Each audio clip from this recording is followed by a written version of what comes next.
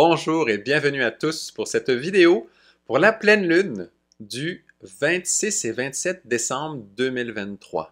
Alors, simplement, je vous remercie pour tous ceux qui sont venus pour le présentiel du 2 décembre avant de plonger dans la pleine lune. Simplement un grand merci, ce fut un superbe événement. Plusieurs d'entre vous avaient pu voir l'événement en live sur YouTube, d'autres en live rediffusé plus tard. Donc, c'était disponible. Pour ceux qui ne l'ont pas vu, le lien devrait apparaître maintenant en haut de l'écran. C'était une très belle conférence. En tout cas, je vous la suggère. Puis l'événement au complet fut une réussite. C'est tout. Allons-y dans cette pleine lune.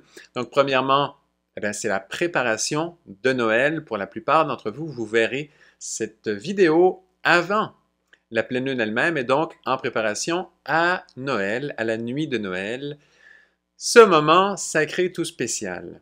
Et donc, si on regarde les aspects eux-mêmes de cette pleine lune, nous y trouverons 3 triangles bleus isocèles ainsi que un, on dit carré là, et donc un aspect qui fait un carré, un 90 degrés. Il y en a un aussi. Et donc, ce sont les aspects principaux.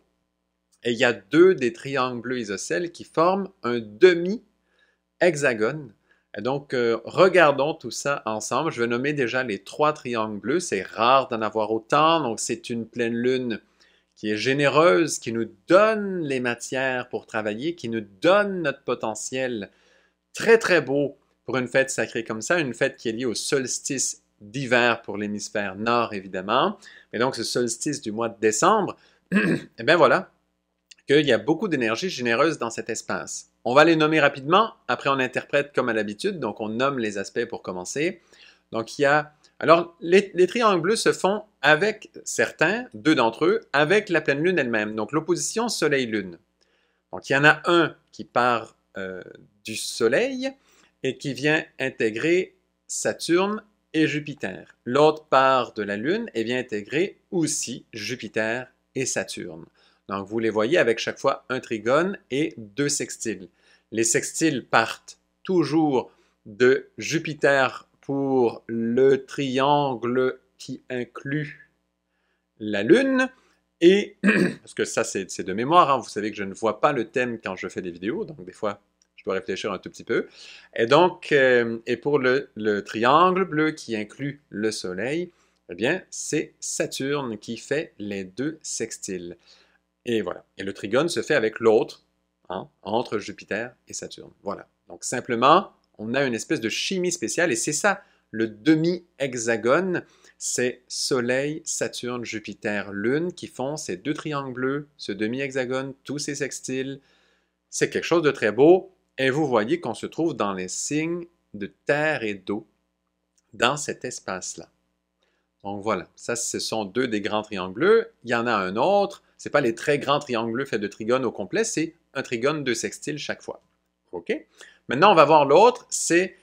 Alors, le trigone se fait entre Neptune et Vénus, et des 2 côtés, on fait sextile à qui en plein milieu? À Pluton.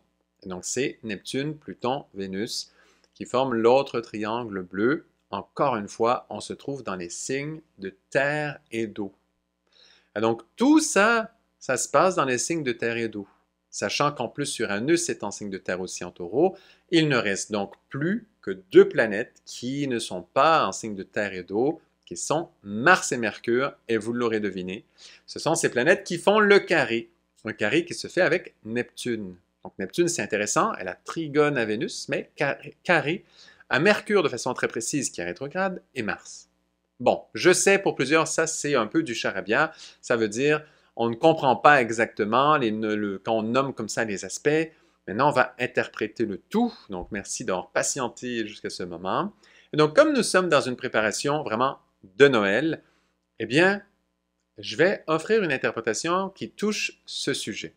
26-27 décembre, là, on est dans la période des fêtes, on est dans la période de Noël complètement. Il s'agit de la naissance de l'enfant christique. La naissance de l'enfant christique, de l'enfant Jésus, qui signifie, qui représente l'enfant christique. Et là, quand on parle de l'enfant christique, on parle de l'enfant lié au monde spirituel, à l'énergie du Christ, donc à une énergie spirituelle très grande, très belle, très élevée, très lumineuse. Eh bien, je vais donner une image.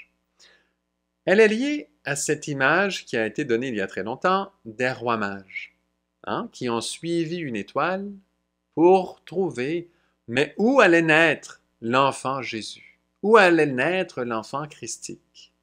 Ils ont suivi une étoile. On dit l'étoile de Bethléem, ou l'étoile des bergers, ou voilà, on la nomme de plusieurs façons. Nous sommes en astrologie, donc évidemment que c'est un sujet qui nous intéresse. Les rois mages eux-mêmes ayant été décrits comme de grands astrologues, eh bien voilà, nous sommes devant cette image-là. Et comment est-ce que l'on fait pour ouvrir un symbole pareil? Ça veut dire pour suivre une étoile qui nous mène à l'enfant christique, sachant que dans notre système solaire, ce qui représente le Christ, là où on dit que le Christ habite, c'est sur le soleil, justement. Et donc, c'est un enfant solaire, l'enfant Jésus. L'enfant christique, c'est un enfant solaire. Étant astrologue, étant dans le monde de l'astrologie, ce fameux soleil est au centre de notre système solaire et représente la source de la lumière auquel nous avons droit le plus. C'est comme un grand point central, un foyer d'amour, de vie intense, de chaleur, qui donne la vie, l'amour, la lumière partout dans le système solaire. Pour nous, ici sur Terre, c'est la source. Et donc, suivre cet enfant christique, c'est se connecter à la lumière, à cette chaleur, à cet amour, à cette forme de vie spirituelle très grande. Et donc, pour aller se connecter à la naissance de l'enfant christique, il y a un petit mystère caché derrière, et tous ces trigones-là, ces trigones et ces sextiles, vous voyez les triangles bleus qu'on a nommés, toutes ces forces-là nous donnent les matériaux, nous aident. On pourrait presque dire que chacun de ces triangles bleus que vous avez vus à l'écran, eh bien, représente un des rois mages. Il y avait 3 rois mages. Il y a 3 triangles bleus. Et ça correspond très bien. C'est comme si chacune de ces forces, chacun des symboles des 3 rois mages, on n'ira pas dans les détails de ça avec les cadeaux qu'ils apportaient, tout, on n'ira pas dans nommer les détails, mais on va décrire plutôt l'image en grand. En tant qu'astrologue, être capable de découvrir où va naître l'enfant christique de lumière, et ça c'est une mission pour chacun d'entre nous, puisque l'enfant christique doit naître en nous-mêmes. Hein? C'est le symbole. Tout ça, on sait que tout ce qui est religieux, normalement, représente des vécus intérieurs. C'est fait pour nous à l'intérieur, pour notre vie spirituelle. Et donc, on va demander à nos rois mages intérieurs de trouver, mais où va donc naître cet enfant christique? Ça veut dire d'être capable de se relier à cet être de lumière. Et pour cela, qu'est-ce qu'il faut faire? Il faut être capable d'avoir un comportement, on va dire dans le monde de l'astrologie, de planète. Ah ça, peut-être que vous ne l'avez pas entendu souvent. Un comportement de planète. Parce que si on compare le Soleil aux planètes, on voit que le Soleil est central. Les planètes tournent autour. Elles sont fidèles au Soleil. Elles captent sa lumière, elles sont fidèles à lui, reconnaissent son côté divin, reconnaissent sa puissance, reconnaissent sa lumière, reconnaissent sa chaleur, sa force de gravité, reconnaissent sa masse, reconnaissent tout ça du Soleil. Et elles sont fidèles à lui. Alors pour reconnaître, savoir, mais où, quelle est cette étoile? L'étoile des bergers, c'est laquelle? Eh bien, une des versions, celle qu'on va nommer aujourd'hui, il y en a d'autres, et ça ne veut pas dire que les autres ne sont pas justes, mais chacune des versions parle d'un mystère précis. Eh bien là, on en touche un aujourd'hui ensemble. Eh bien voilà, une de ces étoiles, tout simplement, nous sommes dans le système solaire. Eh bien cette étoile, c'est quoi? C'est qui? C'est le Soleil. Mais oui, le Soleil est une étoile. On le sait, ça. Ce n'est pas une planète, c'est une étoile. Et pour suivre l'étoile centrale du système solaire, qui nous donne toute cette lumière, toute cette chaleur, cette vie, regardez, il n'y a qu'à regarder quand le soleil donne la vie pour nous sur Terre ici, pour que les plantes poussent, pour avoir suffisamment chaud, pour que notre planète ne file pas partout dans le système solaire sans avoir un certain contrôle, sans être tenue dans un espace précis qui est le système solaire, ça prend le soleil. Et donc, suivre l'étoile des bergers, suivre l'étoile des rois mages, c'est suivre ce système, ce soleil, c'est suivre ce point central. Et ça veut dire quoi? Les trois rois mages qui se retrouvent finalement sur la route pour rejoindre l'enfant Jésus qui vient à la naissance. Eh bien, il s'agit de rassembler tous les matériaux qu'il y a comme, c'est comme un peu un champ d'astéroïdes, hein? Une anneau, là, les anneaux d'astéroïdes. On le sait, là où il y a Cérès, où il y a ces grands astéroïdes-là, voilà, il y a une chaîne d'astéroïdes qui se trouve là. Hein? C'est de l'autre côté de Mars, là, juste là. Il y a, voilà, c'est comme un grand anneau autour du Soleil. Hein? C'est pas autour de Mars, c'est autour du Soleil, de l'autre côté, donc de l'orbite de Mars autour du Soleil, plus loin un peu. Il y a cette chaîne-là d'astéroïdes, et voilà que le travail des rois mages, c'est rassembler toutes ces matières qui se comportent de façon non organisée, qui n'ont pas un comportement de planète. Il s'agit de rassembler tout ça et d'en faire une planète, justement, d'accéder au comportement d'une planète qui suit le Soleil, qui accepte de dire, voilà, je suis capable de rassembler ces matières qui, pour l'instant, ont l'air de quoi? Ont l'air des débris. On regarde un champ d'astéroïdes, eh bien, on voit quoi? Des débris. Débris de quoi? Ben, d'une planète, probablement, d'une masse en tout cas importante. Alors, c'est quoi? Trouver l'endroit de la naissance de l'enfant christique, c'est trouver le Soleil. Et pour le trouver, il faut avoir le bon comportement, le bon œil. Et cet œil, c'est celui d'une planète. Et les rois mages qui ont suivi l'étoile, qui les a amenés à l'enfant solaire, représentent les trois forces qui viennent rassembler toutes les débris de notre vie. Ça veut dire tous les moments où nous avions des énergies disponibles pour nous connecter au soleil, pour nous connecter au monde vivant, au monde de lumière, mais que l'on ne l'a pas vraiment fait. Eh bien, qu'est-ce que ça fait? Des pollutions, des débris comme ça. Et ces débris restent dans une certaine zone, celle qui nous correspond à nous-mêmes. Et voilà le symbole des rois mages, c'est rassembler tout ça, rassembler tous ces débris. Et c'est ça, les trois grands triangles, pas les plus grands là, mais les triangles bleus qu'on a montrés. Voilà. Trois triangles importants qui rassemblent. Et pourquoi? Parce que le principal, c'est un demi-hexagone avec Soleil-Lune, donc la pleine Lune elle-même, et Jupiter-Saturne, qui représente les rois mages. Jupiter-Saturne, c'est cette... Je ne dis pas que chacune des deux planètes représente deux rois mages, mais représente cette dimension des rois mages. Vous le savez, Jupiter-Saturne représente les enseignants, les professeurs, les rois, ceux qui ont cette forme d'autorité précise et qui vont transmettre, qui vont enseigner, qui vont veiller, qui vont avoir une vision paternelle. Mais voilà les rois mages. Symboliquement, on va dire, c'est une vibration de type Jupiter-Saturne dans l'essence. Et il y a de la sagesse, mais il y a aussi de la générosité. Il y a les deux forces qui sont là. Et donc ce demi-hexagone, on peut rajouter la lune noire, mais c'est un point fictif, on ne l'apprendra pas aujourd'hui dans cet espace-là. Et je sais qu'il y en a qui demandent toujours la lune noire, c'est pas grave, on y viendra un jour, ne vous en faites pas. Il y en a déjà des vidéos d'ailleurs qui ont parlé de ça, de la lune noire. On n'en a pas besoin aujourd'hui, c'est pas essentiel dans les aspects, il y a des aspects beaucoup plus forts, puisque les planètes sont plus puissantes qu'un point fictif, ou calculé, on va dire, que représente la lune noire. Voilà. Et donc on voit que ces triangles bleus représentent les trois rois mages qui rassemblent les énergies. Regardez la quantité de planètes et luminaires qui sont inclus dans ces triangles bleus. C'est gigantissime, c'est énorme. Presque tout y est. Il n'y a que Uranus, Mars, Mercure, de mémoire, qui n'en font pas partie. Et donc, vous voyez, c'est rassembler toutes ces énergies qui sont là, ces impuretés, ces débris de force que l'on n'a pas utilisés pour se connecter au Soleil toute notre vie. Suivre l'étoile sainte, c'est rassembler toutes ces forces, les mettre ensemble et tâcher d'en faire une planète organisée, une planète ronde, une planète qui suit le Soleil.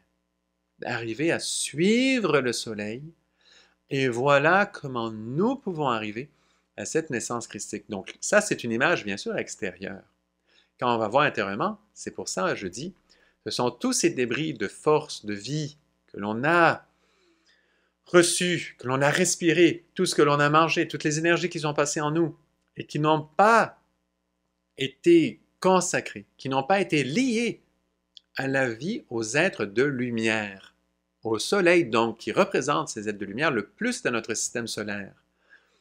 Toute cette vie qui est passée à travers nous, mais qui n'a pas été en lien avec ces êtres de lumière, à un point tel que les êtres de lumière, on ne croit pas vraiment à ça aujourd'hui. La plupart des gens n'y croient pas vraiment. Ceux qui disent y croire, dans certains contextes, montreront des signes qu'ils n'y croient pas. Vous le savez à quel point c'est vrai. Et donc, sujet extrêmement délicat, ça. Les êtres de lumière. Est-ce qu'ils vivent ou est-ce qu'ils ne vivent pas? Est-ce qu'ils existent ou pas? Comment réellement se lier à eux?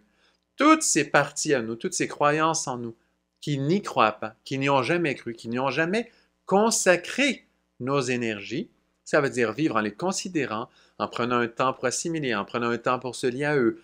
Quand après on s'est lié à eux, après pour prendre un temps pour recevoir ce qui est sorti de l'échange, pour vérifier, est-ce qu'il continue à nous donner des forces? Est-ce qu'il continue à être présent? Qu'est-ce qui se passe avec ces êtres de lumière?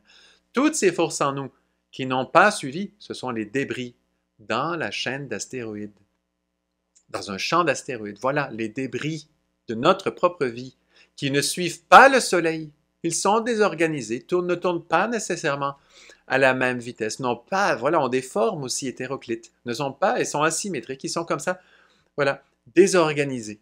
Voilà les forces en nous, voilà les pollutions en nous-mêmes. Et quand on regarde la Terre et qu'on dit oui, la Terre est très polluée, eh bien, quel beau reflet de notre propre Terre intérieure, de nous-mêmes. Notre Terre intérieure, c'est quoi? C'est nous, notre planète, notre champ d'astéroïdes. Nous représentons en ce moment sur Terre, c'est triste à dire, mais un champ d'astéroïdes. Nous sommes chanceux de vivre sur une planète organisée, solide comme la Terre, qui nous dit bienvenue. Certains disent, oh, la Terre, vous savez, c'est un champ difficile, c'est une école difficile, ce n'est pas le meilleur endroit à être. Eh bien, pour nous-mêmes, c'est sensationnel d'y être. C'est une grâce. La Terre nous dit, oui, mes chers, vous vous comportez comme un champ d'astéroïdes, mais je vous accepte sur moi-même. Je vous accepte sur une vraie planète organisée. Et je vous aide à quoi? À acquérir ce point de vue des rois mages, qui disent, on va rassembler les énergies et on va suivre l'étoile solaire, on va suivre l'étoile sainte, on va suivre la lumière. Eh oui, les rois mages nous amènent à ça. Et là, il y a 3 triangles bleus qui nous amènent comme ça. Le carré, qu'est-ce qu'il fait, lui? Eh bien voilà, c'est Mercure et Mars en carré avec Neptune qui ne comprennent pas. C'est mystique, ils ne comprennent pas tout à fait. Comment on fait pour donner une place en ce moment même? Ce sont les 2 forces qui doutent le plus du monde de lumière. Notre Mercure, notre intellect, lui là. Combien de gens n'y croient pas du tout au monde de lumière, aux êtres invisibles, aux êtres de lumière? C'est rempli de Mercure d'intellect qui ne croient pas à ça, qui ne le voient pas, qui ne comprennent pas. Et le Mars, ça veut dire nos actions qui ne travaillent pas du tout en considération du monde invisible la plupart du temps. Vraiment, il faut regarder nos actions. Imaginons qu'il y a là des êtres de lumière invisibles prêts à travailler avec nous, ne serait-ce que notre propre ange gardien chacun, ne serait-ce que cette notion, si vous l'acceptez.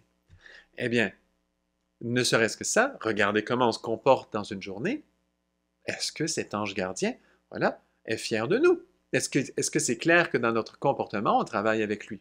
Très souvent, non. Si on regarde à la loupe, on observe chacun des moments de nos journées, bien sûr que non pour la plupart.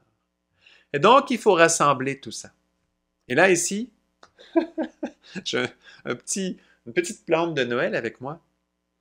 Et on pourrait dire aussi, toutes les boules de Noël sur le sapin. Alors oui, il y a plusieurs symboles liés à ça aussi dans les plans spirituels, c'est vrai. Mais on peut en donner un aussi. Que ce sont toutes ces matières, toutes ces possibilités, tous ces astéroïdes. Regardez comme ils sont différents. Ces morceaux-là. Regardez, juste là. Ils sont bien différents. Eh bien, les rassembler, et voilà, faire une vraie boule, faire un vrai sapin. Ça veut dire un vrai être vivant de ça. Une planète.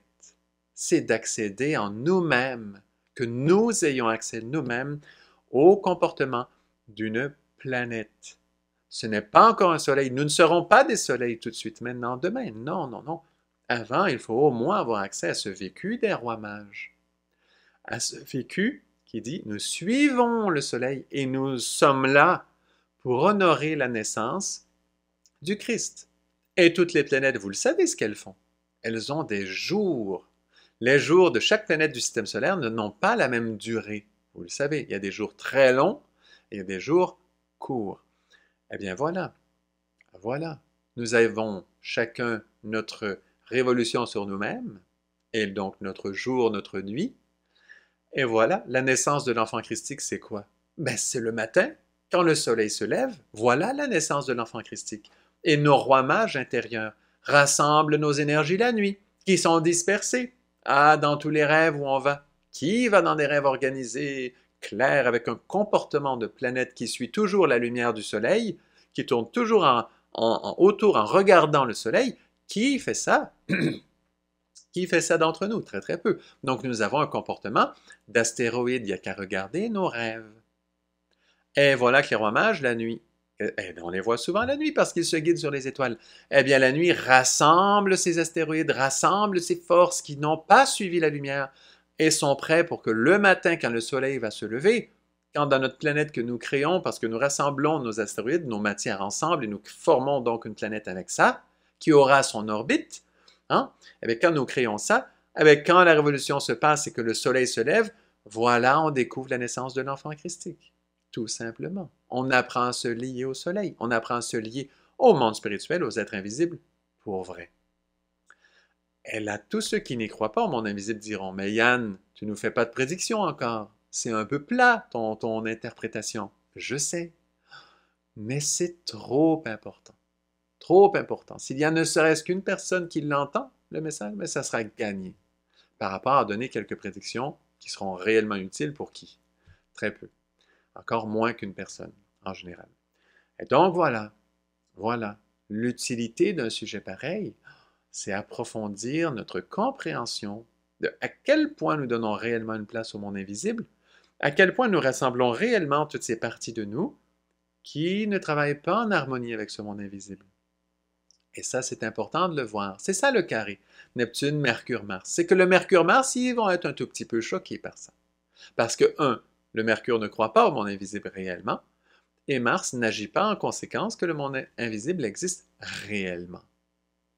Pour la grande majorité de notre humanité, pour pratiquement nous tous, et je m'inclus dans ça, je n'ai pas un comportement absolument exemplaire, et ma compréhension et fidélité à ces êtres vivants lumineux du monde invisible n'est pas encore irréprochable. Donc, je suis inclus dans ça, évidemment, même si j'en parle, même si j'aime, même si tout ça, même si je me rapproche de plus en plus, au moins, voilà, voici une compréhension de cette pleine lune.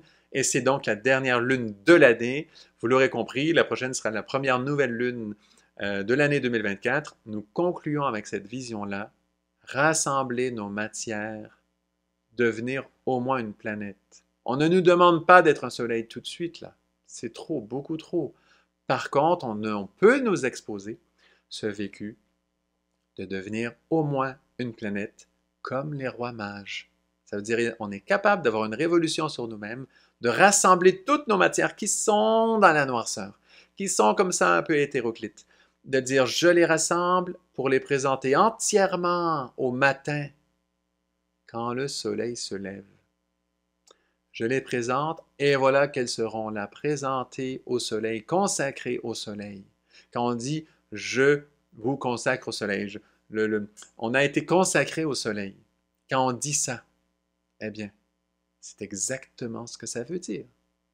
Ça veut dire, voilà, de nous tous, voilà, chacun, nous devenons une planète. Nous sommes consacrés au soleil. Les planètes sont consacrées au soleil parce qu'elles font leur révolution et sans arrêt, il y a un lever de soleil sur une planète en permanence, parce qu'elle a toujours cette révolution. Donc, il y a toujours un petit bout là qui s'expose au soleil pour la première fois, à chaque seconde, à tout moment.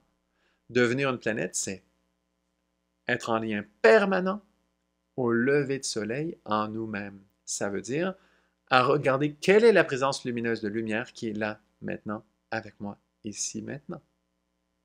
On peut en parler. Après en avoir parlé, il faut digérer, il faut se rappeler, pour vérifier, est-ce que la présence est encore là? C'est d'être alerte à l'arrivée du soleil, à l'arrivée de la lumière, à l'arrivée des êtres de lumière dans notre vie et que notre comportement et que notre intellect, finalement, ose avoir accès à ce niveau de compréhension-là, à ce niveau de vécu, et voilà. Une interprétation des rois mages nouvelle, en tout cas moi je ne l'avais jamais entendue, tant mieux si elle existait déjà, mais en voilà une, belle interprétation. Donc, merci beaucoup, j'espère que ça vous parle et que ça ouvre quelques petites portes, quelques compréhensions et qu'on voit un peu plus loin à quel point on peut devenir lié aux êtres de lumière. Déjà en observant le comportement d'une planète qui n'est pas toute lumière, qui n'est pas tout amour, parce que ça, on n'y arrivera pas tout de suite. On en parle. Notre souhait complet, notre idéal, bien sûr, devenir un soleil, oui, oui, oui, nous y arriverons un jour, mais déjà, devenir une planète, déjà, c'est très important. Voilà. Merci à vous. J'espère que c'est assez clair. Puis très belle célébration de Noël, célébration du jour de l'an, de l'arrivée du nouvel an. Je vous souhaite vraiment le meilleur dans toute cette préparation. Pensez à tout ça. On peut même penser l'arrivée du nouvel an. Ah oui, parce que l'année est centrale pour une année de temps. L'an nouveau s'en vient, c'est comme le soleil qui se lève. C'est un être de lumière lié au domaine du temps qui vient nous rejoindre. Eh bien voilà. Là, on rassemble nos énergies, on rassemble nos matériaux de toute une année et on les met ensemble, on en fait une planète pour que quand l'an nouveau viendra, on soit ouvert, on vive un lever de soleil avec lui intérieurement. Ça veut dire qu'on se lie aux êtres de lumière qui viendront à la naissance christique qui se vit dans cette période. Voilà. Merci beaucoup, beaucoup, beaucoup pour votre écoute. Très belle période des fêtes. Merci encore une fois pour tous ceux qui sont venus pour le 2 décembre, tous ceux qui ont participé au présentiel, qui étaient présents pendant le live du présentiel et qui ont nourri donc ce travail. Et voilà, merci à tous. Pour ceux qui veulent aller plus loin, comme à l'habitude, ça continue, hein, j'en parle moins souvent, mais bien sûr, il y a toujours le parcours astrologie.life qui est là. Si vous avez envie de participer, aller plus loin, entendre davantage sur ça, votre curiosité est piquée, vous voulez plus aller plus loin dans les sujets qu'on va, eh bien voilà que dans le parcours astrologie.life, c'est l'endroit, c'est là que je donne le maximum du matériel astrologique avec lequel je travaille. Donc merci beaucoup, beaucoup et à bientôt pour la suite. Belle année nouvelle qui commence très très bientôt.